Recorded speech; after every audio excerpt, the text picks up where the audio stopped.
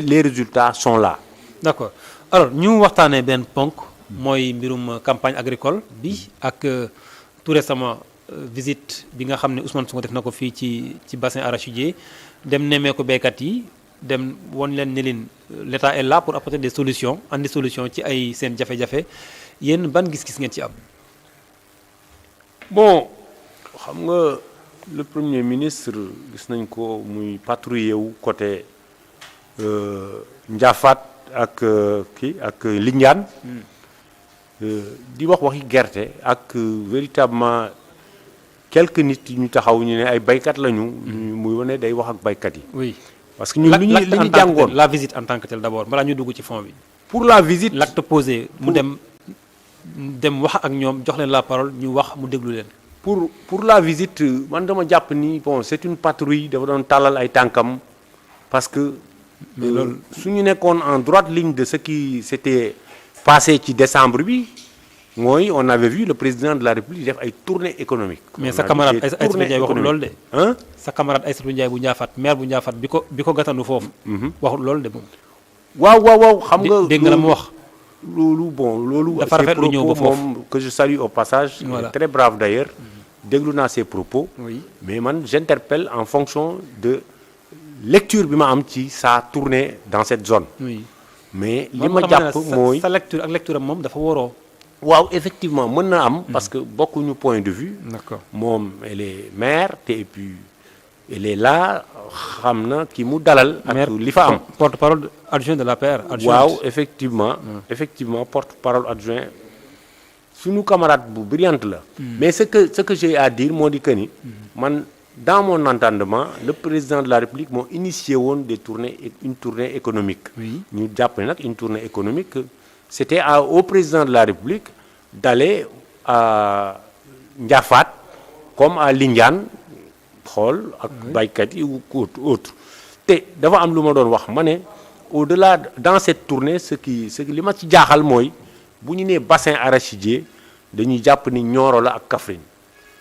te dans le Saloum aussi c'est Kaolack et environ Kaffrine yow xam nga ni Kaffrine gerte gi bu ñu nee gerte gi Nioro la ñuy wax bu ñu nee gerte gi dañuy ne Kaffrine dañuy ne Taïba Niassène. oui donc zone yooyu foofu la baykat yi nekk. oui ak Ndiafate foofu la bu fa demoon bu la premier ministre. demoon foofu ak Njebel effectivement dem na fa bu demoon foofu. man boobu lay ne nag. dem na luuma Njebel. bon Njebel bi j'ai pas vu. ah non mais Taïba Niassène ak Nioro ak Kaffrine zone yooyu man moom laa jàngoon ni yooyu mooy bassin arachidier. non man maa lay wax ne la loolu du bassin arachidier gën na yaatu loolu. waaw d'accord gën na ko yaatu mais yooyu c'est des points focaux yi nga xamante ne ci wàllu mbay gerte gi.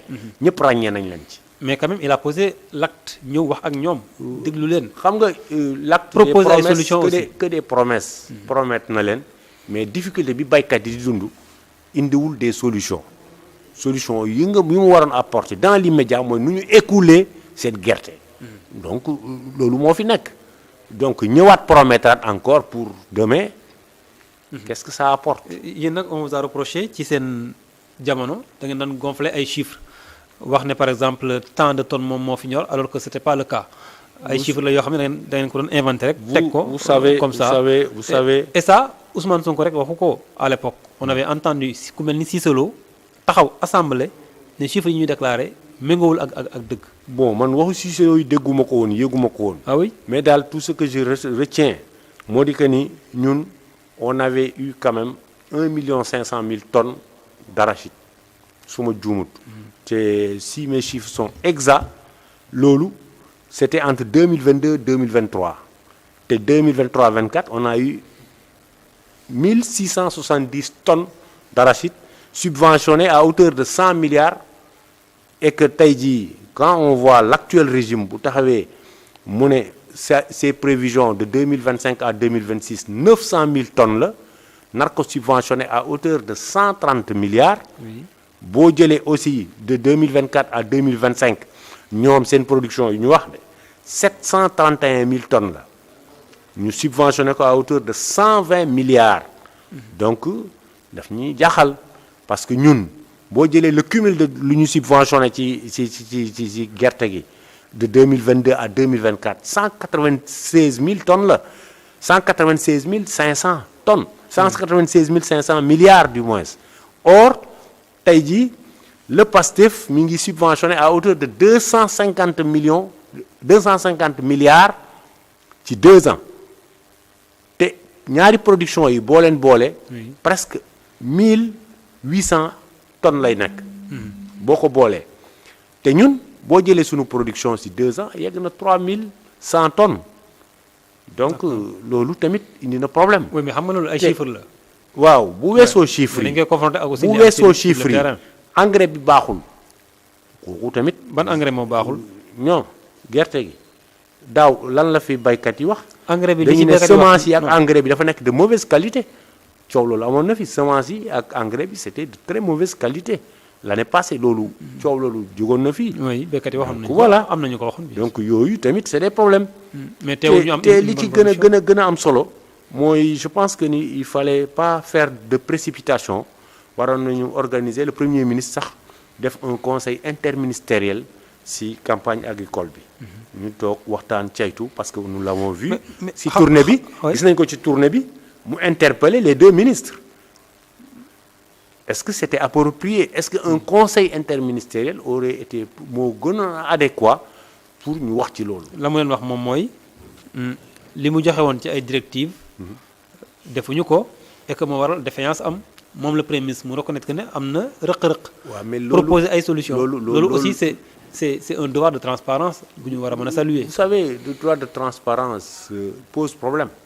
il y a des choses yoo xam ne ça se discuter intramuros loolu conseil interministériel mënoon na ko régler foofu lañ ko waroon régler d'abord mais duñu ñëw devant les paysans nga xam ne ils ont des problèmes d'écoute ñu ngi bëgg a ñu ubbi le marché extérieur ñu ngi kaas ci seeni subvention kii taxes yi ñu teg ci gerte gi 40 francs yooyu du foofu ñooñu du ñu dégg ngay ñëw foofu taxaw di wax ay kii moo respecté directive bi wala kii waxoon naa lii ak lii. mais aujourd'hui bu ñu gisee justement li mu wax ne fii ak ay fan danañ mobiliser 50 milliards pour jëndee ko gerte gi loolu quand même bu ñu dégloo aussi les acteurs dañ ko rafetlu ñu on a par exemple dañ jàpp ne xëy na fii ak ay fan boo mobiliser 50 milliards war na mën a booster li Sonacos war a jënd ci gerte. waaw mais on attend de toute façon on attend. parce que et on souhaite vivement que qu'il le fasse. c'est ça aussi la question bi nga xam ne yéen dañu koy reprocher yéen opposition bi.